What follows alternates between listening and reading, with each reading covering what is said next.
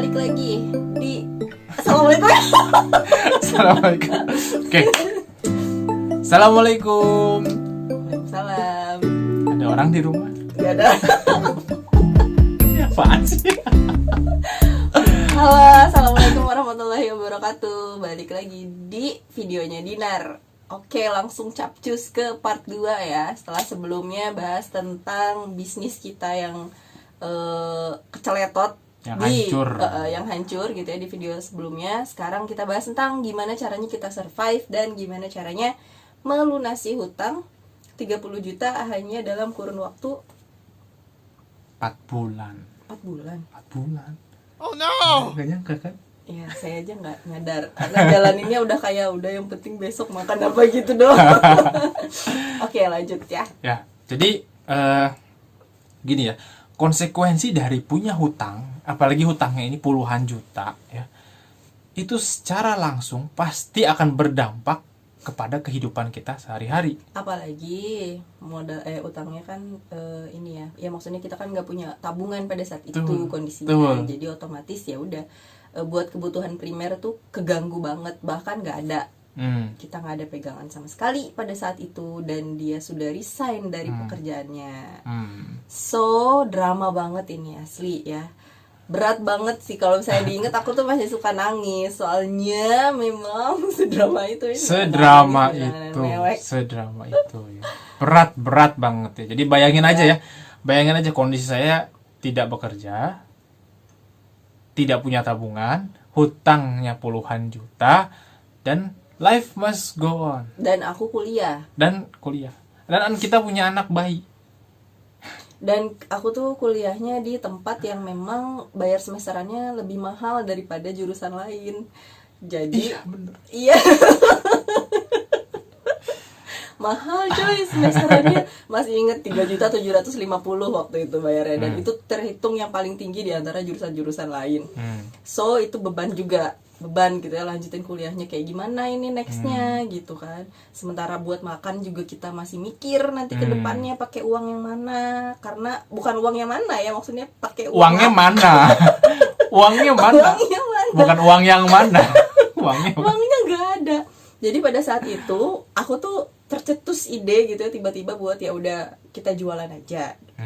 Jualan nugget waktu itu. Karena kenapa jualan nugget? Gara-gara aku trial masak nugget di rumah, lalu kasih makan mereka, terus mereka langsung bilang, "Wah, ini enak banget nuggetnya," gitu. Jual aja apa ya?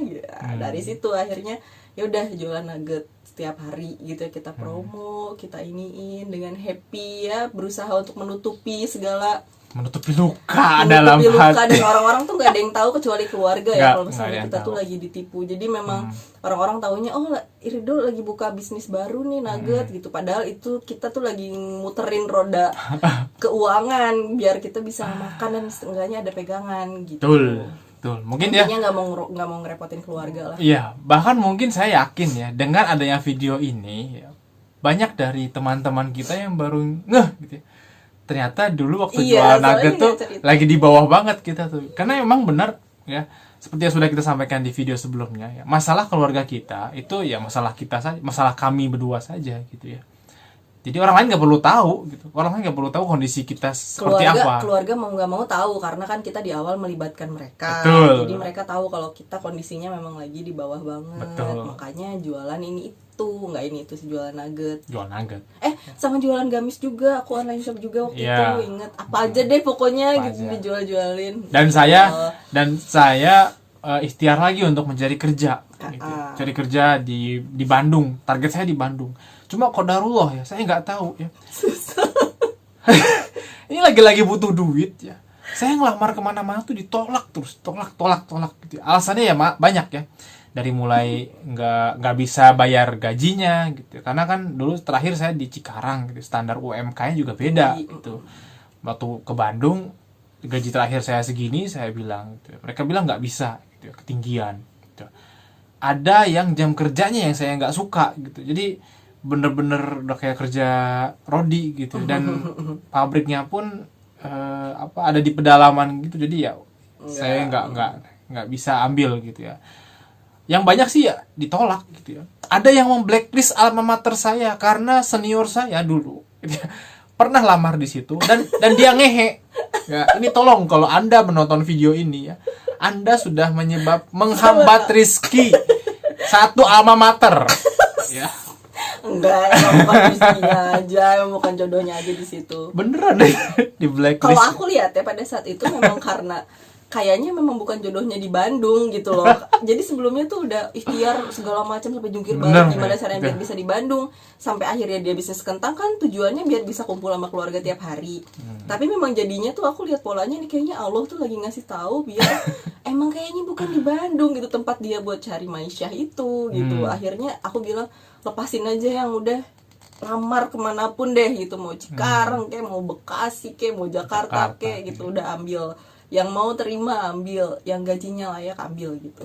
Ya akhirnya sporadis lagi tuh dia udah lagi sporadis mana-mana gitu. Cuma ya tetap nggak langsung dapat kerja juga ya, nggak tiba-tiba cari keluar Bandung langsung dapat, nggak juga. Jadi bisnis nuggetnya tadi gitu ya, bisnis nuggetnya walaupun berjalan lancar ya, tetap ya hanya bisa memenuhi kebutuhan sehari-hari kita. Dan bahkan ada satu titik ya di mana bisnis nugget tadi itu tidak bisa menutupi kebutuhan kita. Sampai akhirnya harus dengan terpaksa ya menjual mahar, yaitu emas yang memang diniatkan dari awal. Emang dasar ya gitu, aku tuh kayak ini gara-gara apa, jangan-jangan gara-gara diniatin. Iya, gara-gara gitu. Diniatin buat darurat, bener-bener jadi darurat gitu kan. Terus akhirnya beneran tuh itu si mahar tuh dijual gitu. Kita inget ya waktu itu ke pasar Dangdur. Iya. Ke pasar Dangdur berdua. Terus dia masih nanya gitu di jalan, yakin nih mau dijual? Ya udah nggak ada lagi, dengan sok-sok senyum gitu kan. Udah nggak apa-apa, jual aja, nanti juga bisa beli lagi. Padahal dalam hati remuk, aduh dijual deh, aduh. Iya. Sampai akhirnya pas udah dijual kita dapat sekitar 2 jutaan lah. Alhamdulillah ada pegangan. Itu untuk kita sih gede banget ya, bisa untuk beberapa lebih dari. Ya seenggaknya hari besoknya tuh ada maksudnya nggak terlalu stres lah gitu mikirinnya ini bakal ada yang beli nugget apa enggak ya, bakal ada yang pesen lagi apa enggak gitu, nggak setakut itu karena ya udah ada pegangan gitu. Jadi ngejalanin bisnisnya lebih nyantai, jualannya lebih santai gitu. Nah ya setelah jual mahar ya, ini baru ya satu lamaran saya ada yang dipanggil oleh HRD di Cikarang. Ya, di Cikarang lagi, jadi saya ke Cikarang lagi akhirnya ngelamar ya gitu. Dipanggil, kayaknya emang berjodoh sama Cikarang ini ya. Anak-anak Cikarang pasti tahu nih ya, kehidupan Cikarang keras bro. Jadi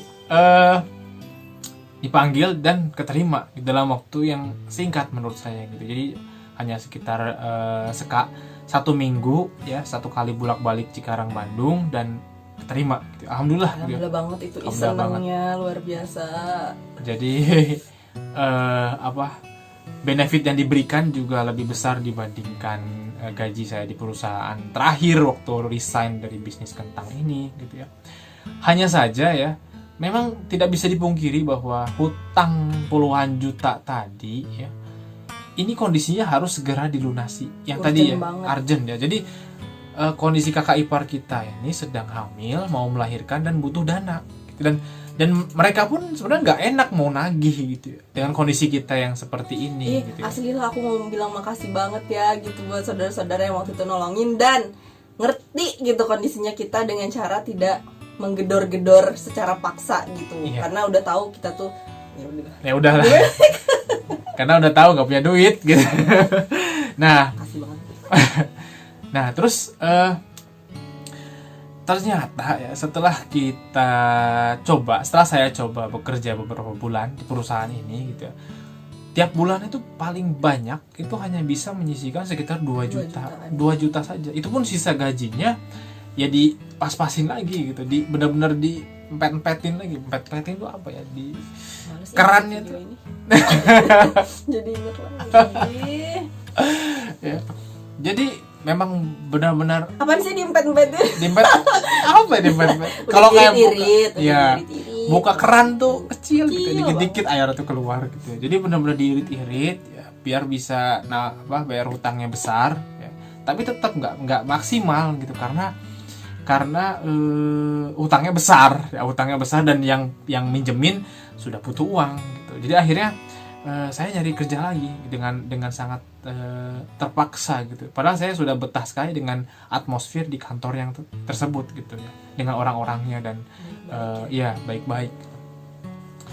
Nah, sampailah kemudian ya Allah mengizinkan saya masuk di multinational company ya. Memang ini sangat besar ya, dan saya sampai sekarang masih bekerja di sana. Saya sangat bersyukur juga ya bisa keterima di sana. Disinilah ya perjuangan kita untuk melunasi hutang dimulai. Kayaknya teman-teman kerjamu juga baru tahu deh. baru tahu. Saya yakin. Karena itu tadi gitu ya. Jadi kenapa kita sharing hari ini kita sharing lewat video gitu ya. Bukan ingin merasa dikasihani gitu. Karena kita tidak membutuhkan itu gitu. Tapi kita ingin apa yang kita alami ini menjadi pelajaran. Jadi ada yang bisa dipetik. Iya, ada pohon gitu. Ngekatnya susah. Ngerjain editor mulu, keselin.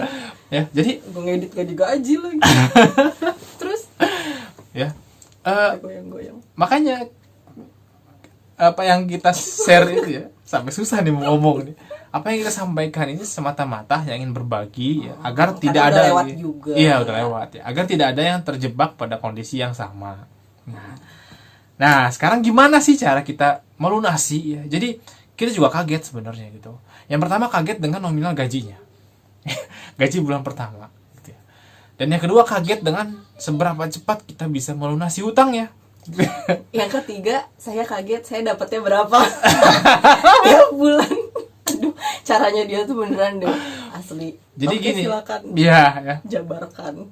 Ini nyambung ke video yang sebelumnya lagi ya, tentang perbedaan pendapat ya, bahwa yang harus saya pahamkan ke istri ya, sampai benar-benar dua-duanya sepakat bahwa hutang ini dibawa mati. Artinya apa? Harus kita lunasi dengan cara apapun, dengan cara halal tentunya ya, dengan cara yang halal. Tapi dengan cara apapun yang halal. Nah, jadinya naik tuh dia ke peringkat pertama prioritas. Betul. Pengeluaran. Jadi saat saya menerima gaji ya, prioritas nomor 1 dan yang paling utama adalah membayar hutang. Berapa persen yang saya alokasikan untuk bayar hutang? 80% guys. Aku cuma dapat 20%-nya. Ingat banget waktu itu sebulan cuma dapat 2 juta. Ya, 2 jutaan dan tinggal di Jakarta.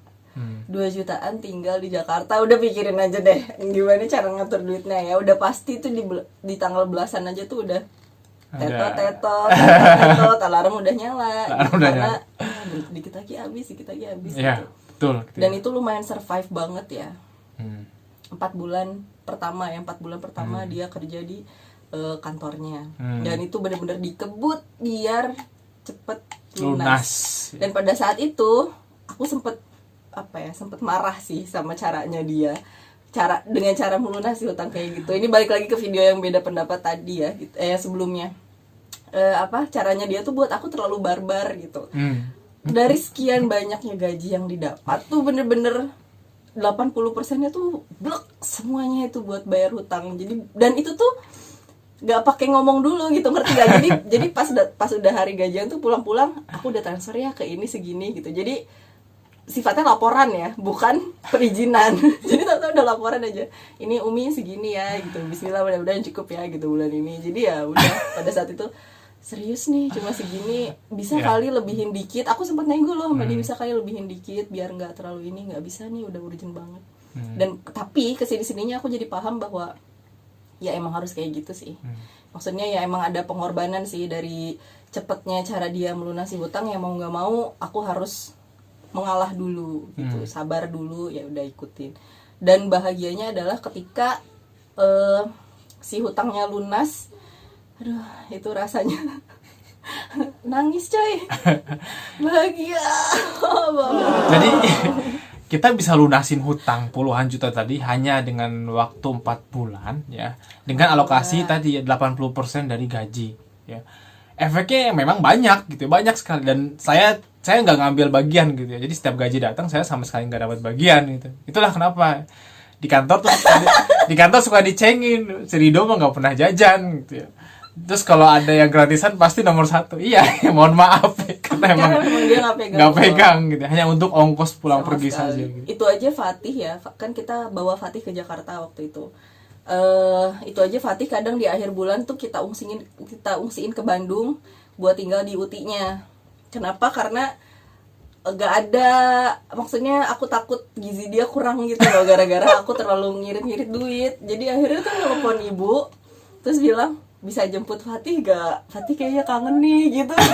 Nanti udah kangen Atih belum? Atih mau ke Bandung dong, gitu aja alasannya. Padahal sebetulnya di balik itu tuh emang biar makannya dia jauh lebih baik kalau di Bandung gitu kan. Sementara kalau cuma berdua kan ya udah pakai garam juga jadilah gitu. Nasi pakai Royco juga enak. Anak micin banget. Gitu guys, aduh survive banget lah. Ya. Tapi gini ya, setelah 4 bulan tadi menyesuaikan dengan 20% gaji tadi ya, di bulan kelima ya, kita tidak lantas mengendorkan tadi ya, misalnya karena sudah lunas hutang, nah gaji dapat di bulan kelima tuh langsung foya. Enggak gitu. Jadi karena udah terbiasa susah. jadi nggak ada yang baik. Masa sih? Enggak baik. Jadi porsi kita untuk nabung akhirnya sangat besar ya, karena kita sudah terbiasa dengan pengeluaran. Jadi kayak udah matok lifestyle-nya tuh ya udah kita cukup segitu. Ternyata segini loh gitu, cuma dilebihin beberapa senti lah. Iya. Dilebihin beberapa senti buat Betul. Oh berarti pengukuran sebulan untuk kebutuhan primer tuh ternyata kita cukup segini. Dan itu berjalan sampai detik ini. Betul ya. Jadi efek lain ya gitu. Selain tadi bisa beradaptasi dengan jumlah dana yang disisihkan tadi hanya 20% tadi ya, sudah bisa beradaptasi dengan nominal uang segitu. Kita bisa saving banyak ya. Akhirnya apa gitu ya? Dari bulan ke bulan ya, karena kita tidak menaikkan standar gaya hidup setelah lunasin hutang ya. Ini juga saya rasa sih perlu difikirkan untuk pasangan-pasangan muda lainnya gitu ya. Karena kalau gaji naik tuh standar hidupnya jangan dinaikin gitu ya. Tetap dengan standar hidup yang sama walaupun gaji naik, jadi tabungannya yang lebih gede gitu ya. Kita lakukan ini gitu ya. Lakukan ini terus selama 8 bulan ya. Jadi dalam setahun 4 bulan awal kita pakai buat lunasin hutang, 8 bulan selanjutnya buat nabung. Nabung untuk apa? Nah, ini istri saya sempat berdoa gitu ya. Iya, jadi kan selama seminggu sekali apa 2 minggu sekali tuh masih suka pulang ke Bandung nengokin ibu yang waktu itu memang sendirian tinggalnya di sana. Jadi mau nggak mau kan sebagai anak kewajibannya ya harus sering-sering nengokin orang tua gitu kan. Nah suka naik bis, metro mini gitu sama Fatih berduaan gitu, capek gitu rasanya, kok kayaknya rentek banget gitu badan. Nah akhirnya di perjalanan tuh aku tuh sempat berdoa kayak, ya Allah kalau misalnya emang dikasih rezeki dan memang dibolehkan gitu ya, minta kendaraan pribadi yang ya yang layak, yang baik gitu, doanya ya gitulah dijabarin. Dan itu berkali-kali sempat berdoa kayak gitu. Alhamdulillah di akhir tahun betul ya, diijabah. Jadi diijabah ini menarik gitu ya. Jadi ini ada 2 orang yang berperan sebenarnya gitu ya. Yang satu dia menghubungkan saya dengan penjual mobil dengan spesifikasi yang mirip seperti doa istri saya gitu ya. Harganya bersahabat, tapi model mobilnya bagus. Bukan mobil murahan gitu ya, Jadi tahunnya tua tapi ya. masih oke banget kondisinya ya, gitu. Udah lebih dari 10 tahun tapi kondisinya masih bagus banget, terawat gitu. Dan itu tadi ya yang saya bilang bahwa perantara doa diijabah tadi ya. Ini yang pertama ya, adalah Mas Niko ya namanya. Mas penggoda. Mas penggoda ya. Jadi Niko ini sudah memberikan saya referensi, thank you ya Nik, referensi mobil yang pas dengan doa istri saya dan pas dengan budget yang kita punya. Nah, minim. Minim. Ya. Nah, terus yang kedua ada Yona ya. Jadi 2 orang ini ngomporin saya buat beli mobil ini. Terus saya bilang gitu, ini kurang sedikit nih gitu ya. Tabungan kita masih kurang iya, dikit ternyata. tabungan kita masih kurang dikit ternyata. Saya pengennya beli cash gitu. Saya nggak mau pengen ada utang lagi gitu. Setelah tadi ngelunasin hutang, masa sekarang punya hutang lagi gitu. Nah, untungnya ya, Yona ini bukan hanya ngomporin, tapi juga minjemin gitu ya. Waktu itu Om Yona ini masih bujang, dia belum nikah, jadi tabungannya dia ya jadi uang dingin aja gitu. Terus aku tanya, emang dia nggak keberatan? Enggak, katanya emang nggak dipakai dalam waktu dekat. Dan kebetulan waktu itu ke masa kegajian tuh nggak begitu lama, jadi pas gajian tuh bisa langsung set lunas. Gitu. Saya hanya khawatir ada yang beli mobilnya. Karena itu sudah sesuai dengan. Dan itu udah banyak banget katanya yang nanyain, karena mobilnya mobil ya karena tadi ya gitu masih bagus walaupun tahunnya lama, kondisinya oke banget, terawat banget, dan harganya juga nggak gitu mahal, jadi banyak yang nyari gitu, apalagi yang suka di komunitas mobil gitu pasti suka sama mobilnya, jadinya berebutan kan, terus kita kayak aduh kalau jodoh nih mudah-mudahan nih gitu. Sayang banget nih kalau nggak dapet. Iya sayang banget. Kayak gitulah. Jadi iya. Karena seizin Allah ya, jadi lewat perantara 2 mas-mas ganteng ini gitu ya. Ini bayar nih ya, awas nih. Ya, karena perantara mereka berdua jadi dalam setahun yang penuh perjuangan ini ya, kita bisa melunasi hutang puluhan juta plus bisa membeli mobil cash. Kalau aku bilang sih kayak hadiah ya dari Subhanallah ya. Ini hadiah. Itu kayak tahun sebelumnya tuh kita dikasih gemblengan yang luar biasa. Wow, dahsyat gitu ya nih, rasa apa disuruh ngerasain gitu. Hidup susah. Pembelajaran gitu. Apa nih yang kamu dapat gitu. Nah, setelahnya tuh kayak langsung dikasih kemudahan tuh bertubi-tubi gitu sama Allah. Makanya kadang udahlah gitu, luar biasa. Dan sebetulnya pengalaman yang menurut kita pahit kemarin itu ternyata juga bawa pembelajaran yang bagus banget di awal tahun kita nikah gitu. Jadi lebih dewasa, jadi lebih wise, jadi udah nggak serakah lagi tentunya ya kan.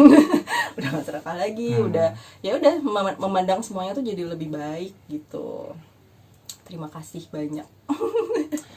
Terima kasih banyak ya. Jadi untuk semua ya, bukan cuma orang-orang yang tadi sudah saya sebutkan. Jadi memang banyak sekali orang-orang yang membantu kita saat masa-masa sulit ya, terutama kedua orang tua ya, dan saudara-saudara, kakak kandungnya dia gitu, yang kakak ipar juga gitu yang sudah bayar ya sebut ya, kakak kandung saya juga gitu ya, sudah bantu banyak gitu. Jadi ini sekalian ngasih tahu ya, jadinya buat yang mungkin karena kita nggak pernah cerita gitu ya tentang kesulitan yang kita alami, jadinya pas kita pindah ke Jakarta tuh banyak teman-teman yang mungkin nyangkanya wah Dinar tuh udah ini banget hidupnya sekarang gitu ya, udah enak banget, wah punya mobil, punya ini itu. Nah ini penjelasannya ya, ini itu mobil aja ceritanya tuh kayak semacam miracle buat kita, karena memang ya kaget gitu, bukan karena uang kita berlimpah jadi bisa beli mobil, enggak, justru karena uang kita pas-pasan, makanya aneh. Ya emang hadiah aja sih dari Allah, alhamdulillah gitu. Jadi nggak ada yang wow dari kita, tidak ada sama sekali. Bener ya, jadi benar-benar seperti ini ya, surat Al-Insyirah gitu ya. Fa inna ma'al usri yusra, inna ma'al usri yusra ya. Dari satu kesulitan terhampar kemudahan ya, itu janjinya Allah.